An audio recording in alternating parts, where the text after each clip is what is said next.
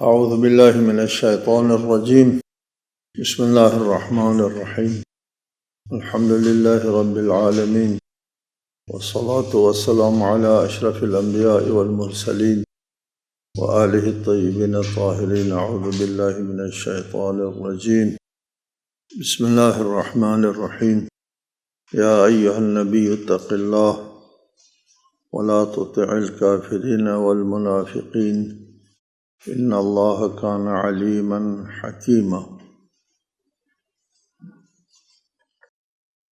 سورہ احزاب آیت نمبر 1۔ سورہ احزاب کے بارے میں ایک قابل مطالعہ بات ہے،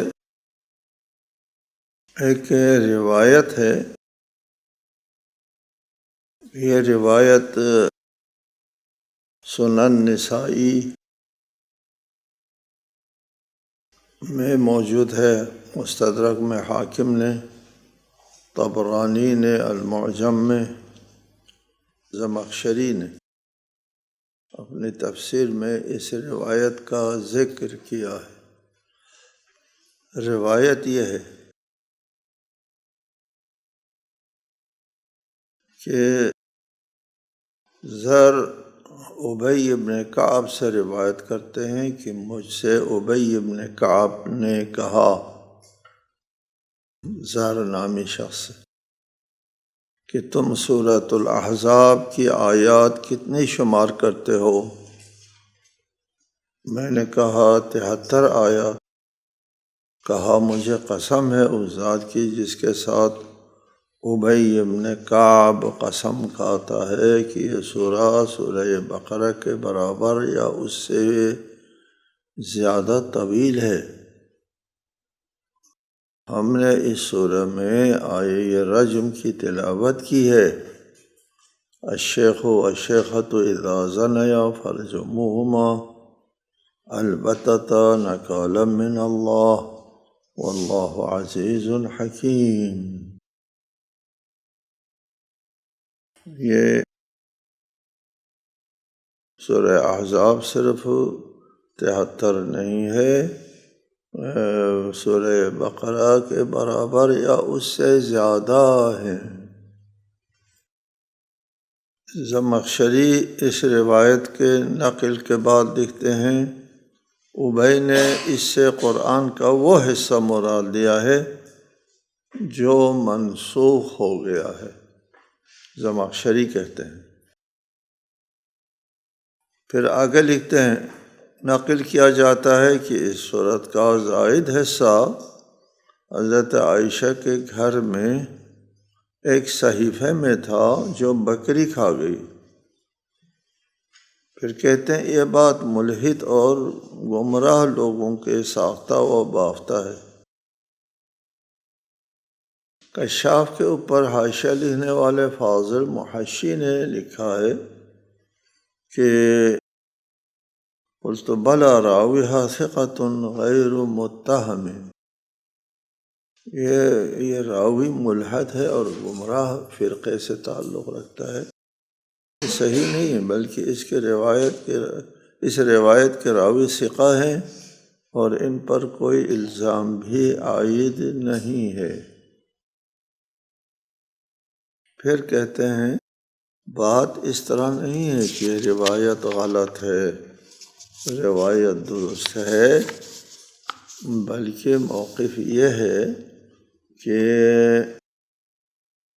بل ھذا مما نسخت تلاوته وبقي حكمه وأكل الدواجن وقع بعد النسخ، بلکہ یہ حقیقت یہ ہے کہ یہ اس قرآن کا حصہ ہے جس کی تلاوت نسخ ہو گئی تھی، ان کی تلاوت منسوخ ہو گئی،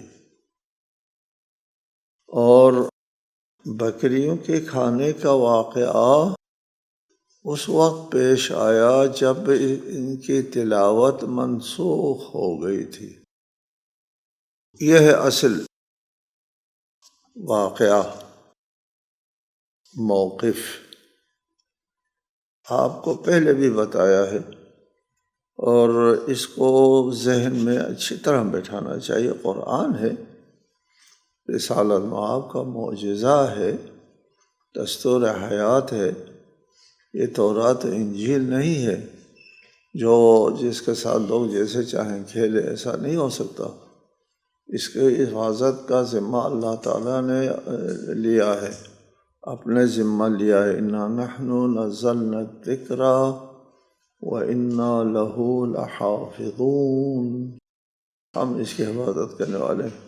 اللہ تعالیٰ کی حفاظت کی وجہ سے قرآن مجید اس طرح محفوظ ہے کہ اس کے کسی قسم کی تحریف کے لیے گنجائش نہیں رہی، قدرت کا نظام تھا۔ اور مسلمانوں میں یہ بات بھی سب کے نزدیک یہ اجماعی ہے، قرآن تواتر سے ثابت ہوتا ہے۔ رسالۃ مآب سے متواتراً اصحاب نے لیا، اصحاب سے متواتراً امت نے لیا۔ ہم نے یہ قرآن رسول اللہ سے از راہ تواتر لیا ہے۔ تواتر کس کہتے ہیں؟ جس میں انسان کو یقین حاصل ہوتا ہے، قطعی۔ سب پوری امت کا اس پر اتفاق ہے، نہیں ہو سکتا کہ پوری امت جو ہے وہ غلطی کر جائے اور قرآن کا کوئی حصہ رہ جائے۔ قرآن کا کوئی حصہ نہیں رہا، اور اس قسم کے روایات کو ہم نہیں مانتے، رد کرتے ہیں۔ اس قسم کے روایات کو قرآن کے ساتھ متصادم سمجھ کر، یہ آئے اِنَّا نَحْنُ نَزَّلْنَا الذِّكْرَ وَإِنَّا لَهُ لَحَافِظُونَ کے ساتھ متصادم ہے۔ ایک موقف جو آپ کے لیے بہت واضح ہونا چاہیے، اور ہمارے دیگر مسلمانوں کے لیے بھی میں عرض کرتا رہتا ہوں کہ یہ موقف صحیح نہیں ہے کہ ان روایات کی روشنی میں کسی عبارت کو قرآن تسلیم کیا جائے۔ یہ عجیب موقف ہے۔ ادھر آپ کا موقف ہے، آپ کا، مسلمانوں کا، کہ قرآن تواتر سے ثابت ہوتا ہے، اور ادھر آحاد روایت سے آپ اس کو قرآن تسلیم کرتے ہیں، اور پھر کہتے ہیں کہ ان کی تلاوت نسخ ہو گئی۔ تلاوت اس وقت نسخ ہوتی ہے جب یہ قرآن ہے۔ آپ قرآن تسلیم کرتے ہیں آحاد روایت سے، جبکہ خود آپ کا بھی موقف ہے، ہمارا موقف ہے، پوری امت کا یہ موقف ہے۔ قرآن آحاد روایت سے ثابت نہیں ہوتا، قرآن ثابت تواتر سے ہوتا ہے۔ پوری امت کا جس پر اتفاق ہوتا ہے وہ قرآن ہے، نہیں کہ زر نے ابی ابن کعب سے روایت کی ہے یا کسی اور نے روایت کی ہے۔ اس روایت سے قرآن ثابت ہوتا ہے کہ سورہ احزاب سورہ بقرہ یا اس کے برابر یا اس سے اور بہت سے کئی یعنی 20 آیات نہیں ہے۔ کیوں نہیں ہے؟ اس قرآن تسلیم کرتے ہیں آپ، عجب ہے۔ یہ روایت احاد کی بنیاد پر آپ کیسے قرآن تسلیم کرتے ہیں؟ آپ کا یہ کہنا کہ یہ اس کی تلاوت منسوخ ہو گئی ہے، یہ آپ کا یہ کہنا بتاتا ہے آپ اس کو قرآن مانتے ہیں، تسلیم کرتے ہیں، تبھی تو منسوخ ہو گئی کہتے ہیں آپ، جبکہ یہ منسوخ التلاوہ کا ایک نظریہ چل پڑا ہے۔ منسوخ التلاوہ یعنی قرآن کی تلاوت منسوخ ہو گئی، قرآن سے اٹھا لیا ان آیات کو، حکم باقی ہے۔ نسخ کی ایک صورت ہے کہ آیت باقی ہے، حکم منسوخ ہوتا ہے، یہ سب مانتے ہیں، ایسا ہے، موجود ہے۔ آیت باقی ہے اور اس کا حکم اٹھ گیا، منسوخ، اس طرح ہوتا ہے۔ یہ الٹ کہتے ہیں، حکم باقی ہے اور وہ آیت نہیں ہے۔ یہ ایک نظریہ، اس کو منسوخ التلاوہ کہتے ہیں۔ یہ منسوخ التلاوہ کا نظریہ کسی بنیاد پر قائم نہیں ہے کسی بنیاد پر قائم نہیں ہے، نہ اس پر کوئی روایت ہے، نہ حدیث ہے، نہ کوئی آیت ہے، کچھ بھی نہیں ہے۔ نہ معلوم کس طرح یہ نظریہ رائج ہو گیا، مسلم لے لیا، سب لوگ یہ کہتے ہیں منسوخ تلاوہ، منسوخ تلاوہ۔ یار منسوخ تلاوہ کیا چیز ہے؟ کہاں سے یہ، کس سے لیا یہ آپ نے یہ نظریہ، کہاں سے لیا؟ اس کا کوئی مدرک نہیں ہے، ذمہ داری سے کہتا ہوں، ہم نے لکھا بھی ہے، کہتا بھی رہتا ہوں، منسوخ تلاوہ ایک مفروضہ ہے جس کا کوئی مدرک نہیں، جس کے اوپر کوئی سند نہیں، اس سے قرآن کو منسوخ کرتے ہیں۔ یار قرآن تواتر سے قرآن سے منسوخ ہوتا ہے، جی مفروضوں سے منسوخ ہوتا ہے قرآن، سبحان اللہ۔ یعنی انتہائی قابل تعجب ہے کہ مفروضوں سے قرآن تسلیم کرتے ہیں، پھر قرآن کو منسوخ گردانتے ہیں۔ کس سے؟ ایک مفروضے سے، نسخ التلاوہ، حکم باقی، اور قرآن میں تلاوت قرآن میں سے ان آیتوں کو اٹھا لیا گیا۔ قرآن تسلیم نہیں کرتے اس قسم کے آحاد روایات سے۔ ہمارا موقف، میں کہتا ہوں تمام مسلمانوں کا موقف، ہمارا اور آپ کا نہیں ہے، یہ بھی ایک غلط فہمی ہے۔ تمام مسلمانوں کا موقف یہ ہے، قرآن تواتر سے ثابت ہوتا ہے، اور جو تواتر سے ثابت ہوتا ہے وہ منسوخ نہیں ہوتا، قرآن سے منسوخ ہوتا ہے۔ کہتے ہیں قرآن روایت سے، احادیث سے بھی منسوخ ہو سکتا ہے، بشرطے کہ متواتر ہو وہ احادیث اگر متواتر ہے تو پھر کہتے ہیں ہو سکتا ہے، لیکن ہوا نہیں، کسی متواتر حدیث کے ذریعے منسوخ نہیں ہوا۔ اس کو قرآن تسلیم کر لینا انتہائی غلطی ہے، اپنے موقف کے خلاف، امت مسلمہ کے موقف کے خلاف۔ امت مسلمہ کا موقف یہ ہے قرآن تواتر ثابت ہوتا ہے، اس قسم کے احاد روایت سے قرآن ثابت نہیں ہوتا، اس کو قرآن ثابت کر کے اس کو منسوخ گردانتے ہیں، نہیں، درست نہیں ہے۔ ہمارا موقف یہ ہے کہ تحریف قرآن کے سلسلے میں جتنے بھی روایات ہیں، خواہ ہمارے ہاں ہے یا اہل سنت کے ہاں ہے، شیعوں میں ہے، جہاں کہیں بھی ہے، پوری امت کے ہاں تحریف جائز نہیں ہے، چونکہ قرآن معجزہ ہے، معجزہ میں تحریف نہیں ہو سکتی، معجزہ میں گڑبڑ نہیں ہو سکتی، وہ معجزہ نہیں رہتا۔ یہ موقف جو ہے اصلاً قرآن کے معجزاتی پہلو کے منافی، قرآن معجزہ ہے، اس میں تحریف نہیں ہو سکتی۔ جو روایات ہے تحریف کے سلسلے میں ان کی توجیہ کرتے ہیں کہ اس کا مقصد یہ ہے تحریف معنوی ہے، لوگوں نے قرآن کے مطلب کو پھیر دیا، اپنی رائے کے مطابق پھیر دیا، تحریف معنوی تو کرتے ہیں لوگ، قرآن کے مطلب کو، معنی کو کی تعریف کرتے ہیں، اپنے مقصد کے مطابق اس کی تشریح کرتے ہیں۔ تحریف سے مراد تحریف معنوی ہے، یا بعض الفاظ کا ہاکذا نزلت سے مراد یہ ہے تفسیری ہے، کہ قرآن جب نازل ہوتا ہے ایک قرآن کے حیثیت سے نازل ہوتا ہے، اور اس کے ساتھ الفاظ ہوتے ہیں، تشریحی الفاظ ہوتے ہیں جو قرآن نہیں ہے، وحی ہے قرآن نہیں، ہر وحی قرآن نہیں ہوتا۔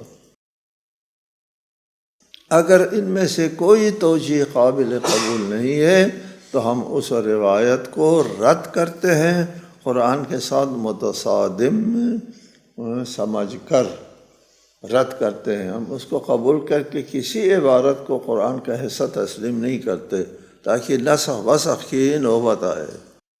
یہ ہمارا موقف ہے کہ ہم اس قسم کی روایات کے مطابق کسی آیت کو قرآن کا حصہ نہیں سمجھتے۔ اچھا، یہی عبارت الشیخ والشیخۃ اذا زنیا فرجموہما نکالا من اللہ، یہ عبارت جو ہے وہ بہت سے لوگ کہتے ہیں قرآن کا حصہ تھا اور نسخ تلاوت کے ذریعے اس کو اٹھا لیا گیا، ہم اس کو قبول نہیں کرتے، اور ہمارے ہاں بھی تحریف ناقابل تعویل روایات ہیں، ہم ان کو رد کرتے ہیں۔ قرآن کے ساتھ متصادم قرار دے کر کے رد کرتے ہیں۔ ہمارے یہاں نسخ تلاوت کا کوئی نظریہ نہیں ہے، ہم نسخ تلاوت کے قائل نہیں ہے۔ قرآن کے عنوان سے جو بھی آیات نازل ہوئی وہ سارے آیات اس قرآن میں موجود ہے، کوئی آیت جو ہے اٹھائی نہیں گئی۔ احکام اٹھایا ہے، خود آیت کی تلاوت نہیں اٹھائی گئی۔ یہ ہمارا موقف ہے، مضبوط موقف ہے، اور میں نے عرض کیا کہ یہ تمام مسلمانوں کا موقف ہے۔ یہ نظریہ پتہ نہیں، یہ مفروضہ کہاں سے آیا، کس نے اٹھایا اور بھی عام ہو گیا، اس کی طرف متوجہ نہیں ہوئے۔ ابھی میں نے بعض محققین کی طرف سے اس کے اوپر تبصرہ پڑھا ہے، میں نے اس کو خیر مقدم کیا، تبصرہ پڑھا ہے کہ یہ نظریہ کہاں سے لے آیا، یہ نظریہ نسخ تلاوت صحیح نہیں ہے۔ تازہ محققین متوجہ ہو گئے ہیں، اس کی کوئی سند نہیں ہے، یہ ایک مفروضہ ہے، یہ کیسے رائج ہو گیا۔ یہ سورہ احزاب کے بارے میں ایک موقف کا بیان تھا۔ یا ایھا النبی اتق اللہ ولا تطع الکافرین والمنافقین ان اللہ کان علیما حکیما۔ اس آیت کو سمجھنے کے لیے شان نزول کو سامنے رکھنا ضروری ہے۔ شان نزول اس طرح ہے کہ جنگ احد کے بعد ابو سفیان کی سربراہی میں مکہ کا ایک وفد مدینہ آتا ہے اور منافقین کے سربراہ عبداللہ بن ابی کے ہاں قیام کرتا ہے۔ رسول اللہ نے بھی انہیں امان دی تھی کہ وہ رسول اللہ سے بات کریں، چنانچہ ان لوگوں نے رسول اللہ سے کہا ہمارے معبودوں لات و عزا اور منات وغیرہ کے خلاف کچھ نہ کہیں۔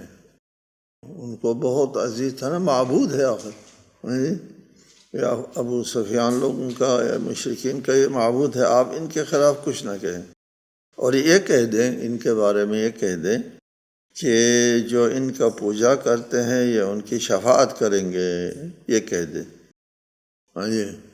جو لوگ ان بتوں کی پوجا کرتے ہیں تو یہ بت ان کی شفاعت کریں گے، آپ یہ کہہ دیں، تو پھر ہم بھی آپ کے رب کو کچھ نہیں کہیں گے۔ اچھا جی، صلح کرتے ہیں کچھ لوگ کچھ دو کی بنیاد۔ یہ بات رسول اللہ کے لیے گراں گزری، اس طرح کا سمجھوتا نہیں ہوتا، دین محکم ہے۔ حضرت عمر پاس بیٹھے تھے، کہنے لگے یا رسول اللہ کیا انہیں قتل کروں؟ فرمایا میں نے انہیں امان دی ہے۔ اس پر یہ آیت نازل ہوئی یا ایھا النبی اتق اللہ، کہ یہ لوگ جو تجویز لے کر کے آئے ہیں ایک سازش کے تحت، اس کا مطلب یہ نہیں کہ رسول اللہ جو ہے وہ خوف خدا نہیں رکھتے تھے، اللہ کہتے تھے خوف خدا کرو، اتق اللہ ولا تطع الکافرین والمنافقین، کافر اور منافقین کی پیروی نہ کرو، کہ رسول اللہ ان کی پیروی کر سکتے تھے، اس لیے اللہ روک رہا ہے، ایسا نہیں ہے۔ بلکہ مشرکین جو سازش لے کر کے آئے تھے مدینے میں، اس کو ماننا رسول اللہ کے لیے ممکن بھی نہیں تھا، اور اسی کے مطابق آیت نازل ہوئی ہے کہ یہ مشرکین جو سازش لے کر کے آئے ہیں، آپ ہوشیار رہیں کہ ان کی بات نہیں ماننا ہے۔ رسول اللہ بھی نہیں ماننے والے تھے، لیکن یہ حکم خدا ہے، اس سازش کی طرف اشارہ کرتے ہوئے۔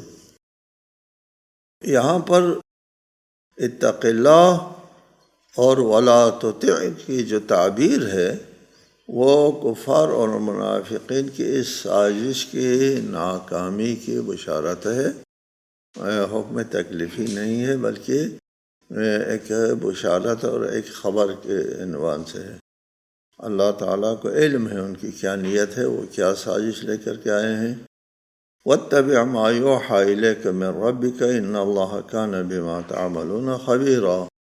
اور آپ کے پروردگار کی طرف سے آپ کی طرف جو وحی کی جاتی ہے اس کی اتباع کریں۔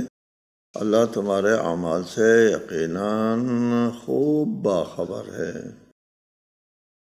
ان سازشوں کے بارے میں فرمایا کہ جیسے بھی یہ لوگ سازش لے کر آتے ہیں، آپ کے لیے ان سازشوں کا شکار ہونا ناممکن ہے۔ وَاتَّبِعْ مَا يُوحَىٰ إِلَيْكَ، آپ اپنے رب کی طرف سے جو وحی ہوتی ہے اس کی پیروی کریں، ان لوگوں کی باتوں کی پرواہ نہ کریں۔ وَتَوَكَّلْ عَلَى اللَّهِ وَكَفَىٰ بِاللَّهِ وَكِيلًا، اللہ تعالیٰ کافی ہے کہ آپ کے لیے کوئی خطرے کی بات نہیں ہے۔ ان کی بات مسترد کرنے سے، ان کی بات نہ ماننے سے آپ کے لیے کوئی خطرہ نہیں ہے۔ اللہ کے اوپر آپ بھروسہ رکھیں، ان کی تجویز کو، ان کی سازش کو مسترد کر کے ناکام بنا دیں۔ ما جعل اللہ لرجل من قلبین فی جوفہ وما جعل ازواجکم اللائی تظاہرون منہن امہاتکم وما جعل ادعیاءکم ابناءکم ذالکم قولکم بافواہکم واللہ یقول الحق وہو یہدی السبیل۔ اللہ نے کسی شخص کے پہلوں میں دو دل نہیں رکھے، اور تمہارے ازواج کو جنہیں ماں کہہ بیٹھتے ہیں، ان کو اللہ نے تمہاری مائیں نہیں بنایا، اور نہ ہی تمہارے منہ بولے بیٹوں کو تمہارے حقیقی بیٹے بنایا۔ یہ سب تمہارے منہ کی باتیں ہیں، اور اللہ حق بات کہتا ہے اور سیدھا راستہ دکھاتا ہے۔ ما جعل اللہ لرجل من قلبین فی جوفہ، اللہ نے کسی انسان کے اندر دو دل نہیں رکھے، دو دل، کہ ایک دل سے اللہ کی محبت کریں اور دوسرے دل سے بتوں کی محبت کریں۔ دو متصادم نظریات جو ہے وہ انسان کے اندر جمع ہونے کی گنجائش نہیں ہے۔ ایک دل میں کفر رکھیں، کفر پر ایمان، اور دوسرے دل جو ہے وہ اللہ کے اوپر ایمان رکھیں۔ کفر اور ایمان کے الگ الگ دل نہیں ہیں۔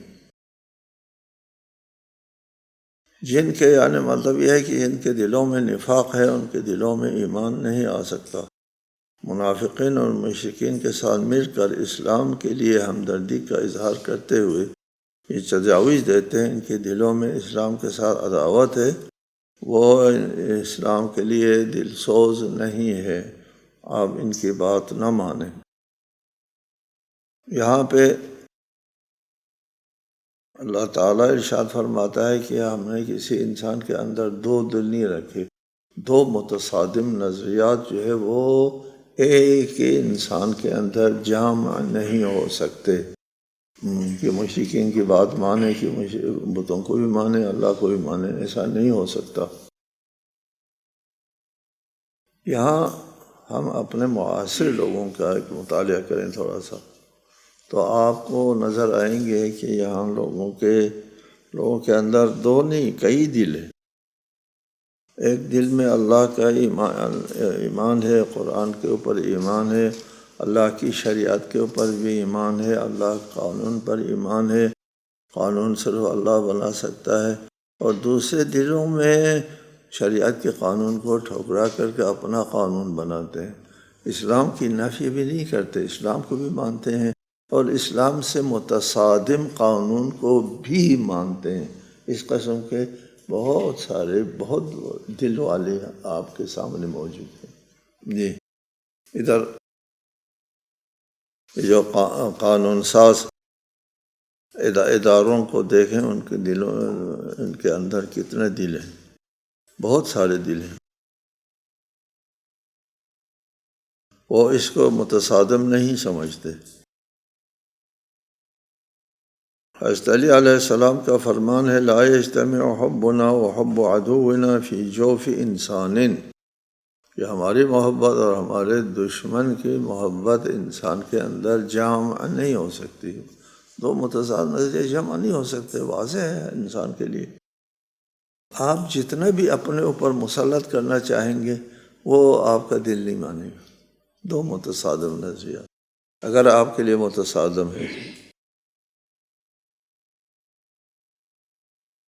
حضرت امام جعفر صادق علیہ السلام سے روایت ہے، ما جعل اللہ لرجل من قلبین فی جوفہ یحب بہذا قوما ویحب بہذا اعداءہم۔ اللہ نے کسی شخص کے اندر دو دل نہیں رکھے کہ ایک دل سے کسی قوم کے ساتھ محبت کریں اور دوسرے دل سے اسی قوم کے ساتھ عداوت کریں، اس قسم کا امکان نہیں ہے۔ اس کے بعد ارشاد فرمایا، وَمَا جَعَلَ أَزْوَاجَكُمُ اللَّائِي تُظَاهِرُونَ، ایک زہار ہے، حکم زہار۔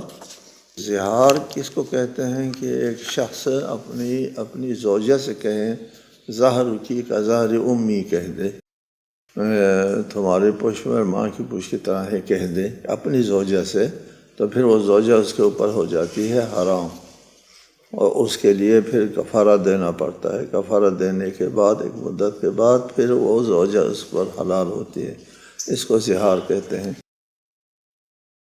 وَمَا جَعَلَ أَزْوَاجَكُمُ اللَّائِي تُظَاهِرُونَ، زہار کا مطلب اپنے ازواج کو ماں کہیں بھیجتے ہیں، یہ تمہارے کہنے سے وہ مائیں نہیں ہوتی، یہ پھر بھی تمہاری زوجہ رہتی ہے، تمہاری ماں نہیں ہے۔